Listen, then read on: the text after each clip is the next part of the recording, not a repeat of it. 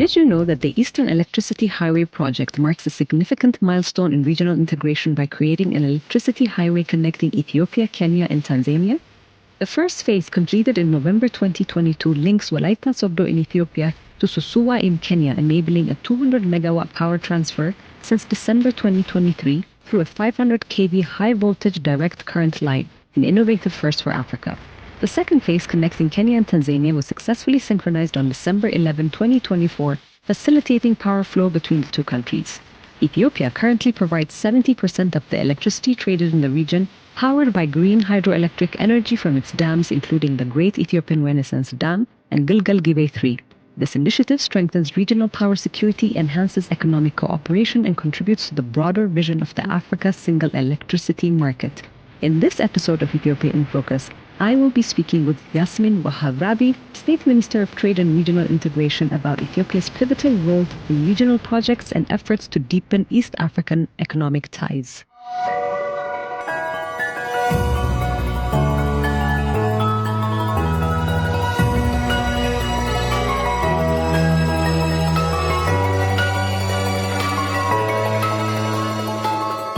Today on Ethiopia in Focus, we speak with YASMIN WOHABREBBI on regional trade and integration. So YASMIN, over the past few years, Ethiopia has been actively pursuing regional trade and integration by implementing different strategies and pursuing different initiatives. And these efforts have been part of the aspiration to develop economic ties and relations within nearby neighboring countries, as well as within or global markets as well.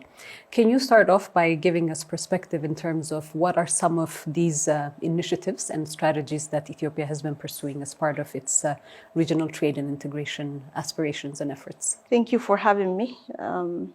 As you know that in the recent years, Ethiopia has pursued to have more economic reform. At the helm of it, the regional integration comes into picture. With this, we have been passive, but now we are progressing to be very active in terms of regional integration.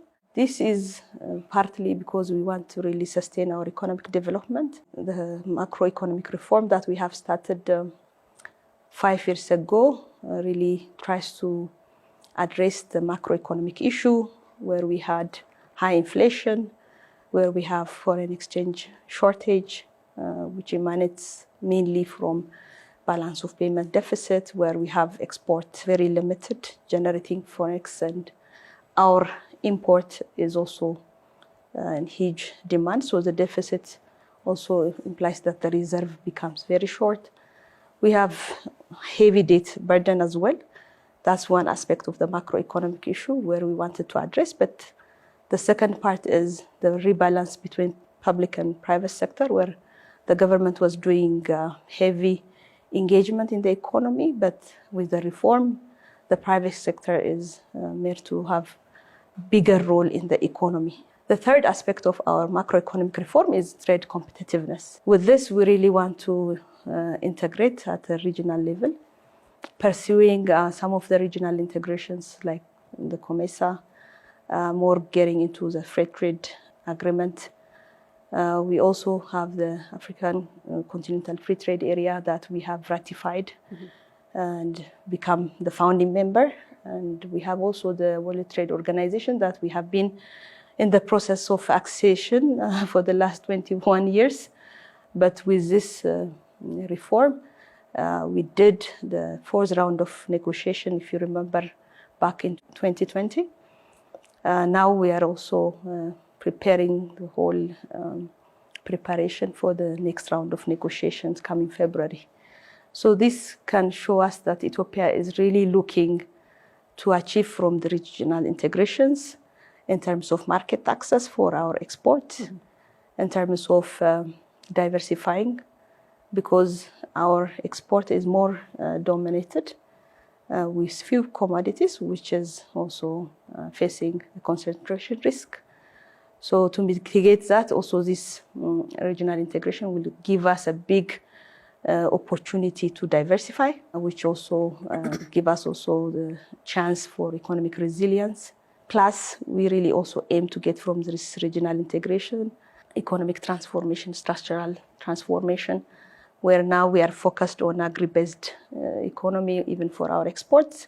But with this regional integration, we can look into our comparative advantage in few areas where manufacturing can also give us a big play, which will help us to do a lot of value addition as opposed to export raw materials, plus create more jobs for our people.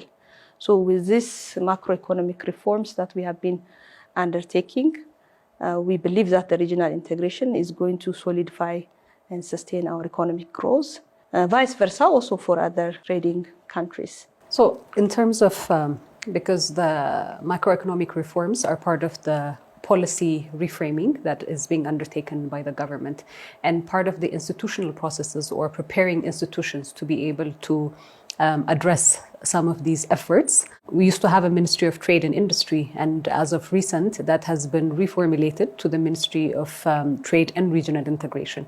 What does that provide? So as you can see that from the government reorganizing itself to really fit to the change that we are aiming to have, it can show you that the Ministry of Trade and Regional Integration, the way it is established, is to give more focus for regional integration. If you see 5 years back, this was not the case because we were very closed. The macro situation in itself is not enabling for such kind of regional integration. You may open up your market, but unless you have different comprehensive reforms going on in parallel, you may not be benefiting. But Ethiopia has been doing so much reform that really complements the regional integration, and for having the realization of shared prosperity, this would be also the institutional arrangement that we are having. The ministry that I lead, particularly on the regional integration and export promotion, is mainly focusing in terms of advancing the level of engagement, be it in the COMESA, and also focusing on the FCTA implementation in itself, and also hopefully to exceed the WTO in a very short time. So this is not only the institutional arrangements that we have, but we have in other institutions as well, and the coordination mechanism between different institutions and the private sector is also very key to advance our regional integration. We talk about economic regional integration, but as part of that framework for the past 6 years, Prime Minister Abiy Ahmed has been a huge champion of political integration, social integration, and due to the fact that the immediate region that we are finding ourselves in, there's a shared culture, shared language by some as well, shared long history. So that really does provide that. Now let's talk about widening this outside of just the immediate region into the continent as well. And like you rightly said at the beginning, Ethiopia is the founding member of the CFTA. So let's talk a little bit more about what that means in terms of Ethiopia having ratified the CFTA in 2019, and what are the preparations that we're undertaking to make intra-Africa trade a reality. So as you rightly said, Ethiopia has a very strong interest in terms of its neighbor country, the Horn of Africa, and in our foreign policy itself, that is the focus.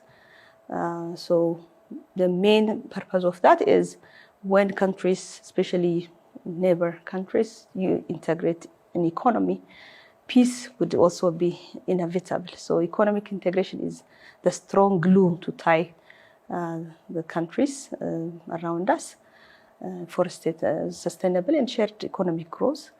And beyond that also, we really need to think of how we can boost our economic growth within the continent. If you can see the data that we have, intra-Africa region, regional integration is in a low in terms of the gains that we have. You can compare with other continents. Intra-Africa regional trade stands at 14%. But if you look into Europe, they are at 70%. 69 point something percent. If you look into North America, it's about 46. If you look into Asians, their intra-regional trade is 60%. For different reasons, trading within your continent, really, accessibility, it's feasible. But ours, we trade more with the rest of the world than amongst the ourselves. continent. So this has changed with the establishment of the FCTA. Ethiopia has contributed a lot on this. As you know that with the establishment of the AOU, and now the AU, Ethiopia always takes the lead role in terms of continental matters. With the FCTA also, we really did that. Several negotiations happened to realize the FCTA in itself in Addis, so we actively engaged. We did ratify the FCTA agreement at a higher body and also get into implementation with offering our concessional tariffs for goods. This shows that our commitment is not only by signing an agreement, but putting all the necessary steps have been taken thus far. Yeah.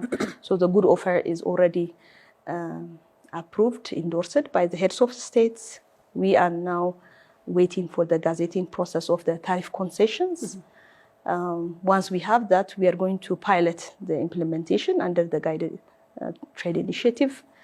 We have also submitted our service offer, the schedule, and it's under the review of the secretary. We hope to have it endorsed. There are so much protocols that are also being negotiated at this point. If you may recall, sometimes towards October, the African Continental Free Trade Council of Ministers, we hosted it in Addis Ababa for above 20 days. The institutional meetings were happening here in Addis. Some of these meetings were more into diving in the protocols itself and also getting into agreements. You can name it on trade competition, you can name it on investment protection, you can name it on digital. So this is something that we are really pushing for the implementation, at least for the pilot on goods trade. On the other hand, this regional trade really requires different institutions to coordinate. So we have established the National Implementation Committee for it, which is chaired by the Minister of Trade and Regional Integration, but we have Minister of Foreign Affairs, Minister of Finance, Minister of Industry, Trade and Logistics, and Transport, and also we have the National Bank, we have the Investment Commission, Intellectual Property Authority, Ministry of Agriculture, the Authority for Agriculture, so many institutions, and also more importantly, customs. And so we have the implementation committee. This national implementation committee is not about starting off the implementation itself. And it's at a high level, which shows the commitment. Yes, it's a not high just level institutional representation, but a high level council. And it's a high level council, but at the same time, it's going to be a permanent kind of committee, because when we get indulged into the trade, if there is issues related to customs, the subcommittee under this national committee looking at customs will look into issues. If there are any conflict, or if any claim rise, they look into the protocols, the rules, and they give their own judgments. So there is different hierarchy in the FCTA. Accordingly, those issues would be resolved. So this national council that is established is not a temporary one. It will be continuous, and one of the institutions that we have established, we can say that to really manage the regional integration is that. Okay. But beyond that also, we have, it's under process, the implementation strategy itself. So the implementation strategy is undergoing. It will tell us where to focus, where is our comparative advantage. For the CFTA, yes, the implementation strategy for that. The implementation strategy is under finalization.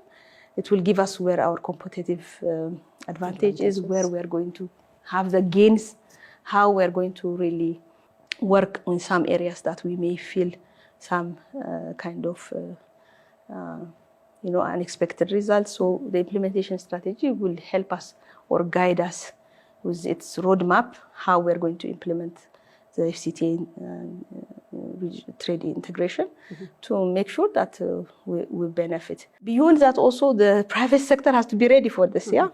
So with that, we are also working to really sensitize, aware them, to make them ready, how they have to prepare themselves to really access those market opportunities within the continent. At that level as well. So now they have to really think of exporting more with the right quality, following all the standards and following the rules of origins protocol. So there are different rules in this game. So with that, we are also giving them awareness and making them ready. That's another work that we are doing in terms of the FCTA implementation. Yeah. Moving a little bit away from the Africa Free Trade Continental Agreement and looking at our aspirations in terms of integration to global markets, you were recently at a World Trade Organization WTO meeting, and Ethiopia's accession to the WTO has been a long process in the making. Share a little bit about that. Where are we now? So as you know that Ethiopia is one of the few countries that didn't join this global trading system, and for different reasons. Now, I think in 2020 was with this reform that we really make clarity in terms of where we stand and how we want to initiate the accession process. So the fourth round of WTO Working Party meeting was held in Geneva in 2020. And we really wanted to accede long before now, but because of the COVID and different issues that really happened, the progress didn't move faster than we expected it. But now the preparation to undertake the fifth rounds of Working Party negotiation is finalized. The delegation led by His Excellency Dr. Kasa Hungofe, which is also assigned as his chief negotiator, and the team. He's the Minister of Trade and Regional Integration, but also chief negotiator assigned by His Excellency the Prime Minister. Led the entire delegation from different institutions, of course, and met with the WTO Secretariat to really review the preparation in terms of the next Working Party. So with our meeting, I was also in that meeting. We finalized all the documents required, and it's ready for circulation to member states, and we expect the next round of negotiation to happen in late February or early March. So this is going to show also the commitment from the government of Ethiopia to accede WTO. But the current discussion really showed that most of the outstanding issues that were raised by member states, even by the member states collectively at the multilateral front, but also in a bilateral discussion with countries, has been addressed because of the big macroeconomic reform that we have been undertaking over the last 5 years. So there are, of course, negotiations that is going to be undertaken in few rounds of Working Party meetings, and the government plan is to accede in the next Minister of Council's meeting to be held in Cameroon in 2026. So this is a preparation that is going on, and we are going to also have bilateral negotiations with few countries that we have been doing in the last couple of years. So concluding those bilateral negotiations would also really help on the market access for goods and services to really finalize our WTO accession and really gain from that global trading system. So, Yasmin, as part of not only regional trade, but also accessing global markets, quality has always been a key theme that is outlined and related to the WTO session, but as well as our regional integration efforts. We need to talk a little bit about infrastructure. So in terms of standardization and quality assurances, there has been efforts by the Ethiopian government to prepare institutions and processes that would support this. And then when it comes to infrastructure, Ethiopia has been engaged in building a lot of infrastructure, preparing logistical frameworks and so on. So let's explore that. What have been the preparations and what are some of the initiatives that the Ethiopian government has taken in this regard? So as I said, in this macroeconomic reform, a lot is happening. Also, we are opening up our markets at different time. If you can see the recently enacted law, it gives the opening for foreign investors to really come in into export-import trade, into wholesale and retail trade. So it shows you that most opportunity privatization, few of our key sectors already happened. Aside that, also key long-term envisaged infrastructure developments are being carried with huge investments. I can really start with the quality. Quality is at the core of this regional trade.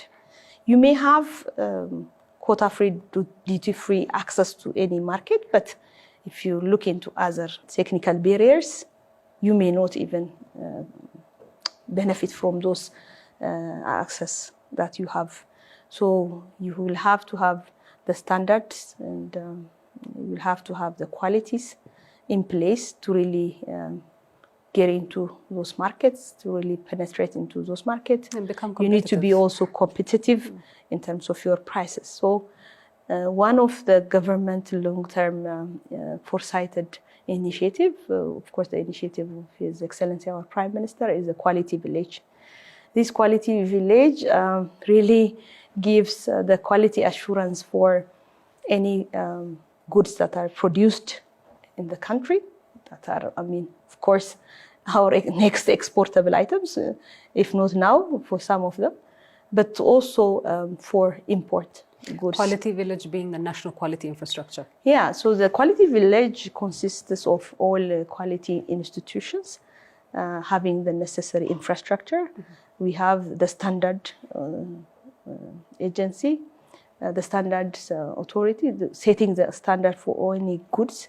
And we have the conformity that really assures this standard is met when any product enters to the market, be it imported or manufactured locally.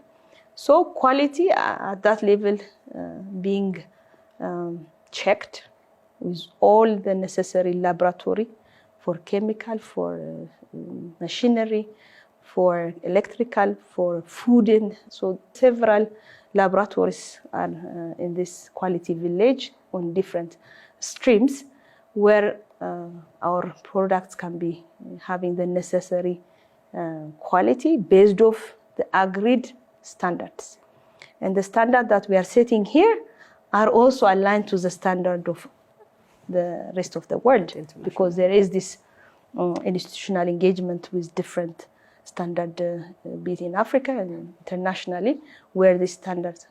And then also we have the calibration aspect, the meteorology institutions that really make sure that some of the laboratory equipment that you are using to check the conformity, if they are operating properly, they calibrate those machines this conformity uses. And we have also the accreditation that accredits this institution itself. So it's very interesting to see how the quality village brings all these institutions at the same place, having the necessary technical capacity, but also having the necessary lab equipments that surpass some other countries later in terms of how latest these technologies that we are having. So with this, it's really going to help our export competitiveness, assuring the quality that the global system and the global market requires, following those procedures, following the day-to-day checks, following the monitoring aspect in terms of how our products are being produced is going to be very key to make sure that our products are meeting those standards and also being competitive. What other infrastructure is Ethiopia working on or has been working on to facilitate regional trade? So, as you know, Ethiopia is a landlocked country, so unless we focus on making sure that this challenge is alleviated somehow in interconnections with the region, with land access, highway, railway, aviation, it's impossible to really curb that challenge that we have. Mm-hmm. But ultimately also we need to really pursue our ambitious need for accessing to the sea, mm-hmm. Which we are looking into different options. Because it's not about simply we are ambitious, but when we look into the opportunities that are being on the table now, if you are going to access to the WTO, if you're going to really tap to the FCTA market, mm-hmm. our economy is going to be big. Our transaction is going to be big.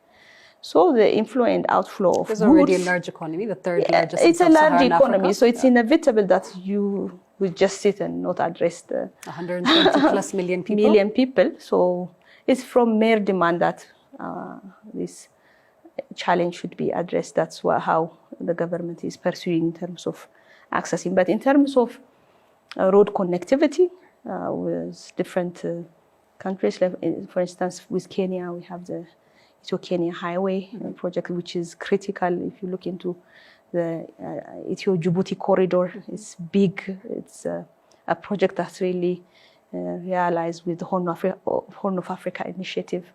It's really critical. And with different neighbor countries, we really need to build, and we are already building, making huge investments, in hope that these road networks are going to really be very useful in terms of easy flow of goods and business people, because at the end of the day, the FCTA is creating a single market where goods and services flow and human people also freely move.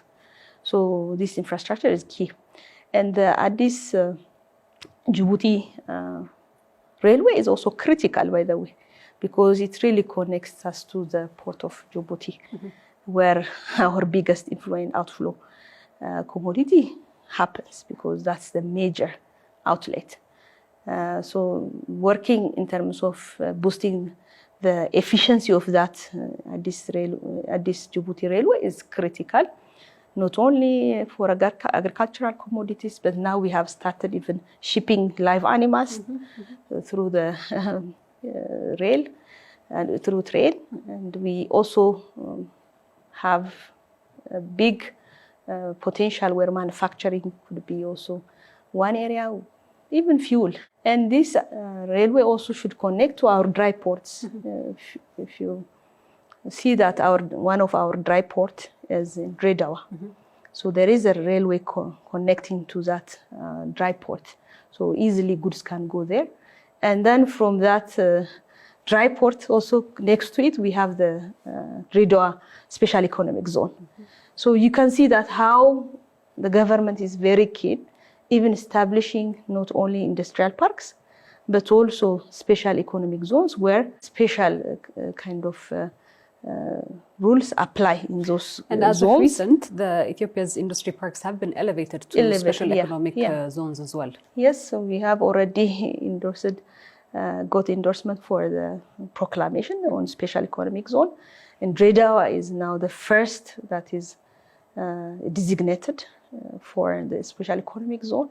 So we hope that is going to really make any transaction, trade, very easy.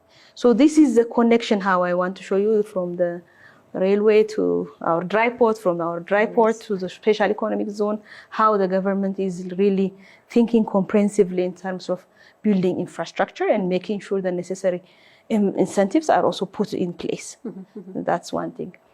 We can look into our ET, because that's also one of... Pretty big. Aviation is big. A huge continental player. Yes. And it's our flag carrier, where it is the largest airline in Africa. The recent numbers that I have is Ethiopian Airlines flies to more than 140 international destinations, Yes. and more than 65 within Africa. What does that mean, particularly for the Continental Free Trade Agreement? Yes, so that means easy movement of goods, easy movement of people, can really be fast-tracked with a service that Ethiopian Airlines is giving. Ethiopian Airlines, as you said, that it really moves even over 14 million passengers a year. The freight is increasing with its excellent cargo services. So you can see that how government is also, thinking the aviation sector to be the key infrastructure. The Ethiopian Airlines is now even expanding its airport. It's a very mega airport. Construction is coming very soon, somewhere close to Addis. Ethiopian Airlines is growing in terms of its fleet size. It has placed order over 100 airplanes. You can see that how, in terms of aviation, also we really want to expand, and with, of course, quality service, where Ethiopian Airlines is also known for. And this is going to be key. Another infrastructure is very key is also energy. Definitely. Ethiopia is known for its renewable energy sources, hydro becoming the big one, but we also have other solar, wind, geothermal that are coming into play more recently. So with energy, we are not thinking about only domestic consumption, but about export as well. We already export to our neighbor countries like Sudan, like Djibouti, and also recently Kenya. So this shows that our commitment in terms of investment which is very huge investment in and these energy. Are huge infrastructure projects. The Yes. Grand Ethiopian Renaissance Dam, almost near completion, Yes. Being the first largest hydroelectric dam Yeah. in Africa. Koisha hydroelectric project, the third largest within Africa, almost at 80+% of completion. It really adds great value to some of the things that you're saying in terms of preparedness. So energy means for Ethiopia also very critical in terms of its growth aspiration, because we really want to leverage our industry that are choked with energy shortage. Like I said, this is going to be bringing huge potential to play when our GERD is fully to the maximum generation capacity, when Koisha comes and other also projects complete. Our internal need and demand would be covered with that, but we also need to really work on the transmission lines.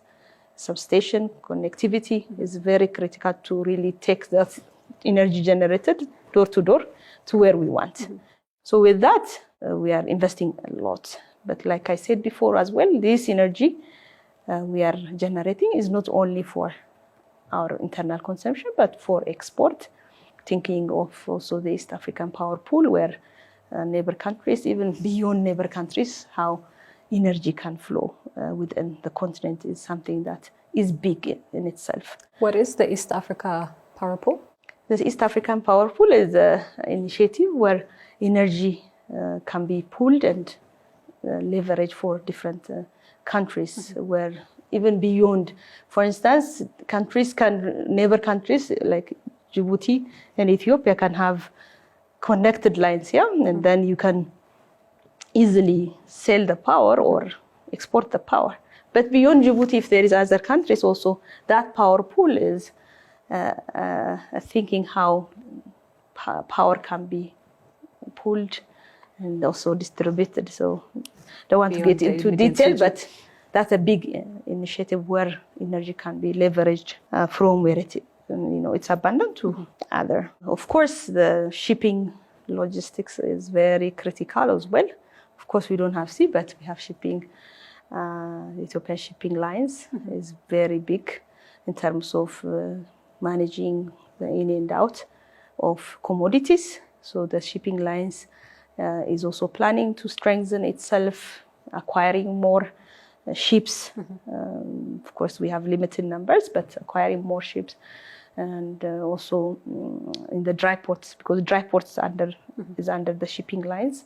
They really modernize the dry ports, how we don't have to keep our commodities somewhere stuck and with huge demurrage costs, but we can transfer them to these dry ports where efficiently also goods can be distributed to where they're distant. So this is also another infrastructure I wanted to really bring, among others. I mean, in terms of Ethiopia's location, it's quite strategic. How would you say that Ethiopia is leveraging its strategic location to become a key African trade hub? So Ethiopia is strategic in terms of our location, where we are at the core of the Horn of Africa. But in terms of leveraging, there is huge potential, not only to African countries, but also to the Middle East and Europe. So this strategic location, coupled with the infrastructure that we are building, really need to help us to be the hub for trade. So there's a very big potential for Ethiopia to be the hub for trade with this location advantage, and also with its infrastructure connectedness we are doing with major investments. I mean, some of the parallel things that we've been doing and are currently engaged in is also creating a conducive business environment, particularly to attract FDI. With some of the issues that you've raised in terms of expanding our role in intra-continental trade, the various initiatives that we're undertaking in terms of preparedness for accession to the WTO, what would you say would be the benefits of foreign direct investment that can be maximized out of Ethiopia's regional integration efforts? So one of the expected results from our reform is boosting the FDI flow to the country. When we say that, what are we doing to do that is at the core of it, ease of doing business is critical. You cannot expect foreign investor to come to your country if your rules are not clear, if your rules are not predictable enough, if they change quite often, if the process they take is very cumbersome, if there is red tape to get anything. All these are critical in terms of foreign investors to come, because they choose countries. Yeah, foreign investor is coming to really invest and make profit, right? So when you look into that, if they say country X and Y, which is the easiest for me. So it's not like they are forced to come to Ethiopia. They would see the enabling environment for investments. They will assess. Even they see independent, assessors' results. If you see into the sovereign rating process, they see maybe Moody's, Fitch, because they really want an independent view of the country before they come and invest. Because when they come, they invest, they also take finance from different institutions. And that financial institution that is giving loan, look into them, into the country and rate the risk. So when the risk is high, the cost of getting finance becomes huge. So it is really very detailed when you look into how foreign investor comes to assess a country or assess Ethiopia. So with this reform that we are undertaking, so many processes are being improved. So many rules are being set. So that really gives the confidence for investors to come. Of course, I'm not saying that every issue is resolved, but this is major kind of reform that we are doing, and step by step. But I mean, as part of regional integration, there's also harmonization that takes place. Is that an added benefit for foreign direct investment, and in what ways? Yes. So when you join these regional blocs, or when you join the global trading system, there are rules, so many rules. So to adhere to some of the rules, you need to look into your house itself and see how your rules are now. Are attracting. How your rules are aligned to the rules of WTO, the rules of CFTA. So it is going to be inevitable to really align, to make sure you are following international best practice. So with that, joining the WTO or the Continental Free Trade Area, it helps us to adjust to those rules. It's a guarantee for foreign direct investment. Yes, in a sense. So for foreign investors, if they say that Ethiopia joined WTO, then it's also a green light kind of thing. Because you, in joining WTO, there are so many things that you have to do. You have to clean your house, or you have to really, if you don't have the rules, you have to bring them. If you have the rules, you have to really set the mechanisms that the rules are enforceable. So these are, you would also capacitate yourself in terms of institutions where rules are not just rules, but rules that are going to be adhered. So it gives confidence to the foreign investors to come and invest. That's one thing. The second part is it also brings competitiveness. So in terms of competitiveness, in a sense that if, the major in regional integration is also slowly removing all tariff and also non-tariff barriers. Yeah. So the cost for production of any good becomes less and less. That means if we don't have those kind of additional tariff and customs levies and so on. So with that, competitiveness becomes key. Yeah. Now, for instance, if you are putting 50% tax with a negotiation and so on, you will come to 10%. Yeah. Then the cost of that product becomes cheaper because there is no additional 50, rather 10%. So with this, the competitiveness of the products foreign investors come to Ethiopia and produce becomes lower, then they can have access to different markets. So it really boosts competitiveness, which I wanted in terms of price. Expand a little bit on in terms of market size and market access as well.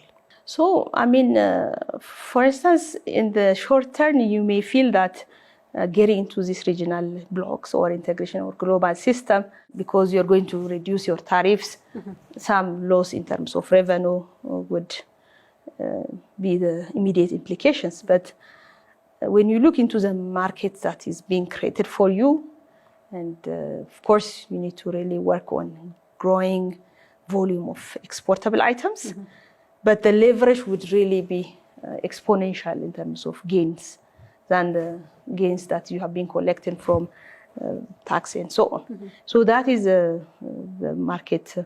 But market access also is directly related to competitiveness.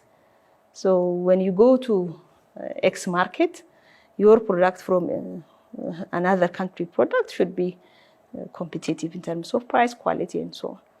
So that is something related also in terms of efficiency, in terms of your production efficiency, how in smaller cost you can produce.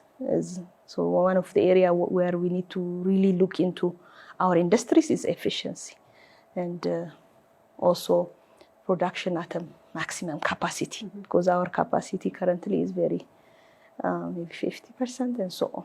So we need to really boost that so that the efficiency of our industries becomes bigger and the competitiveness would come into play, basically. So that's one thing I want to say. The other point this regional integration would bring for FDI is market access.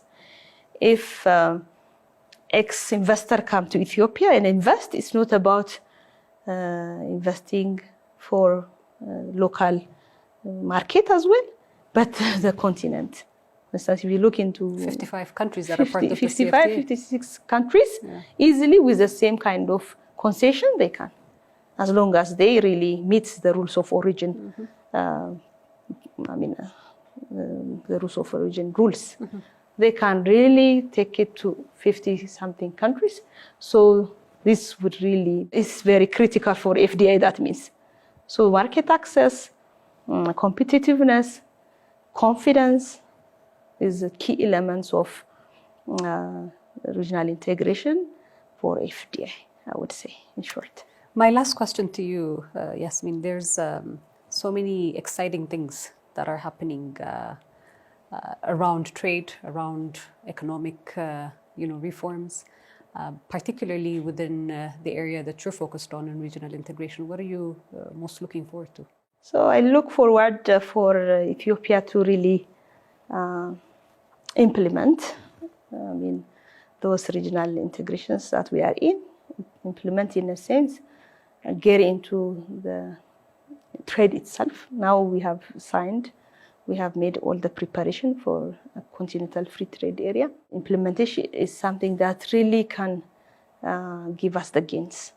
If we don't seriously engage in that and we just say that we signed, no gain. So I really envisage the FCTA to be fully implemented in Ethiopia. What do we offer through that implementation? What does Ethiopia offer? So we offer, our comparative advantage where we have in terms of agricultural products, manufacturing, especially textile, which is very key. So different areas like I said, the implementation strategy is finalized. It will give us a clue where we're going to focus. But agriculture is, of course, going to be the primary. Primary for some time. But value addition is critical. We just export raw. So immediately we can think of value addition of our agricultural product. Sesame, for instance, you can do tahini, and we can get more return from it than exporting raw material. And coffee in itself and the other that we have, mining is coming to play as a critical item. So energy, like I said, is still generating, but we can do more. Manufacturing itself in textile, leather is critical area where we have the abundance in terms of live animals in itself. But live animals, they are being exported just like that. But we can't really do the meat processing. Of course, we have them, but to a bigger volume and expand to Middle East and other markets as well. So in terms of export, commodity diversification, in terms of destination diversification, this regional integration is going to be leveraged. Of course, the bigger would be also WTO. The same, we really need to see where our comparative advantage in terms of manufacturing, because manufacturing is critical. Unless we advance in manufacturing, our growth is going to be slow. Imagine currently we have an export close to 4 billion. Of course, it was previous data. Our performance this time is very big. The economic reform, I didn't really say it, but the foreign exchange policy that has been recently launched to make FX rates determined by market is critical to really boost export. Yeah, so with that, so we need to work on manufacturing to really make sure that the value addition really happens, the job creation happens, and the gains becomes exponential as well. So from the regional integration, I would see the economic gains to be realized, our export to be very bigger, so that we don't worry about some of the issues that really concern us now. We can think more bigger agendas on developments, on social welfare, and for the current and also future citizen. Thank you very much, Yasmin. Thank you so much. For Ethiopia specifically, some of the skepticism when it comes to tourism numbers has been about data retention. What is your ministry doing in this regard, and what are we doing within the sector to be able to understand really what kind of tourists are coming to the country, what their needs are, and what are the numbers? Understanding the sector itself is identifying where you need to, as a government, where you need to intervene and invest. So to get that clear idea, you need to have the data, you need to have the numbers, you need to have the corroborated information. So finding out what kind of economical input the tourism sector has in the macroeconomic level would give a clear idea to think about the future plans, to invest, to promote the sector itself. So having that, the satellite account has been developed and has also been officially inaugurated a few months ago. Not just the Minister of Tourism, but also other stakeholders will have a huge play towards using that account so that they can have a clear idea of the sector itself and the impact that it has on the macroeconomic level of the country.